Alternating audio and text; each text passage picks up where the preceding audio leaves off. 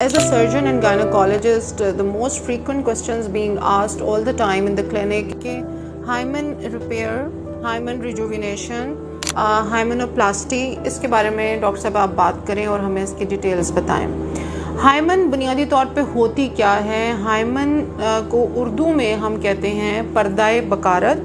ये एक नाजुक झिल्ली नुमा पर्दा होता है जो कि एक्सटर्नल वेजाइनल ओपनिंग को ढांपता है और इसकी मौजूदगी को अमूमन हम औरतों की वर्जिनिटी से लिंक करते हैं। यानी वैसे ये कल्चरल टैबू है। यूजुअली हमारे इंडिया, पाकिस्तान और दूसरे जो मिडल ईस्ट वगैरह में रिलीजन और कल्चर की बेसिस के ऊपर हम इसको जो है वो औरतों की वर्जिनिटी से लिंक कर रहे होते हैं। नॉर्मली इस पर्दे के दरमियान में छोटे छोटे सुराख होते हैं जिससे मेंसेस का ब्लड जो है वो रिलीज होता है। For the purpose of hymen repair और hymenoplasty that person has to be a gynaecologist first, because एक गायनी की जो डॉक्टर होती हैं वो सारी ज़िंदगी इन टिश्यूज़ को खोलना, बंद करना, यहाँ से नॉर्मल डिलीवरी करवाना, यहाँ से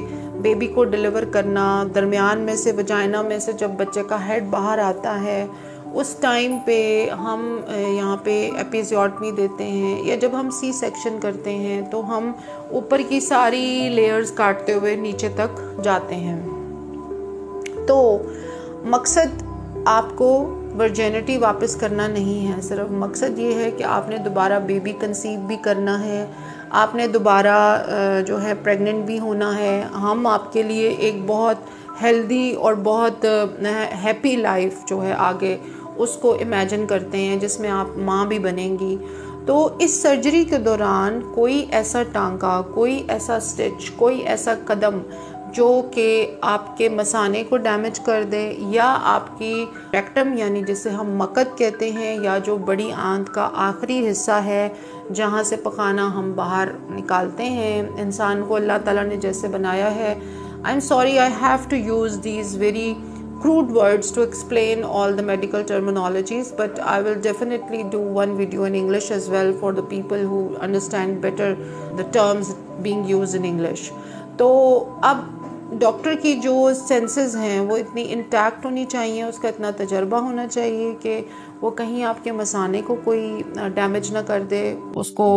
मेरे पास कई ऐसे केसेस रिपोर्ट हुए हैं कि बहुत सस्ती जगहों से, यानी आप शादी पे लाखों रुपए लगा रही हैं, लाखों के तो लहंगे बन जाते हैं, इतनी महंगी ज्वेलरी बन रही है, खाने पीने का इतना खर्चा है, बट आपने जी जाके जो बचत है वो सारी की सारी आपने की जी हाइमन रिपेयर के ऊपर। आप चली गई जी 20-25-40 हज़ार वाला डॉक्टर आपने कहीं से ढूंढा, जो सबसे सस्ता आपको मिला, आपने कहा बस जी मेरा काम हो जाए। अब बात बेटा सिर्फ इतनी सी नहीं है कि आपने पकड़ के उसे एक चीज को जोड़ना है गोंद लगा के, बात की है कि बाद में उसके साइड इफेक्ट्स कहीं, अब अगर आपका ब्लैडर फट गया या आपके मसाने के अंदर टांका चला गया या उसने आपका मसाना फाड़ दिया तो आप कहाँ की रहेंगी? आपका तो फिर अब शादी वाली तो बीच में रह जाएगी, आपका तो मेन मसला होगा कि सर्जरी पे बात आ जाएगी। तो परमानेंटली यूरिनरी बैग लगेगा, जब तक आपका वो रिपेयर नहीं हो जाएगा मसाना, फिर तो बात खुलेगी कि ये मसाना फटा कैसे है। ऐसे केसेस हमारे पास रिपोर्ट हो रहे हैं, ऐसी लड़कियां आ रही हैं, इसलिए मैं ये बातें कर रही हूँ। और पहले मैं सोचती थी कि ऐसी बातें नहीं करनी चाहिए, बट मुझे लगता है कि ऐसी बातें करनी चाहिए, because the procedure of hymenoplasty is one of the most frequently asked procedure in the clinics these days.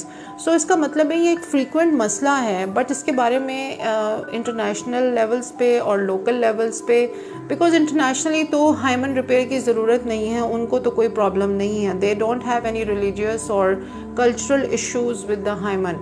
So we have a very restricted domain है। और नंबर 2 ये censored policy में आ जाते हैं टॉपिक फेसबुक और डिफरेंट जगहों पे। So we have to be very careful, इस पे बात बहुत कम होती है।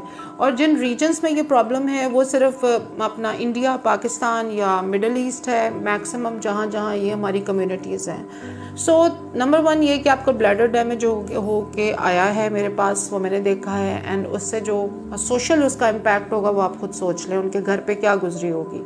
नंबर 2, रेक्टम को टियर आया है, उसके बाद रेक्टम में फिशर बनना, फिर रेक्टम की सर्जरीज होना, वो बाद में फिर ये डॉक्टर्स जो होती हैं ये कोई भी जिम्मेदारी नहीं लेती हैं। हमारे यहाँ चूँकि लॉ भी कोई नहीं है, और ये फिर आप बहुत एक बुरी सिचुएशन में फंस जाते हैं जिसमें आपका कोई राजदार भी नहीं होता। तो try to get it done from a place जहाँ पे कोई प्रॉपरली आपको गाइड कर रहा हो, वेयर यू फाइंड समबडी जो कि आपकी सिचुएशन की नज़ाकत को समझे और उसकी एक्सपर्टीज़ भी ठीक हों।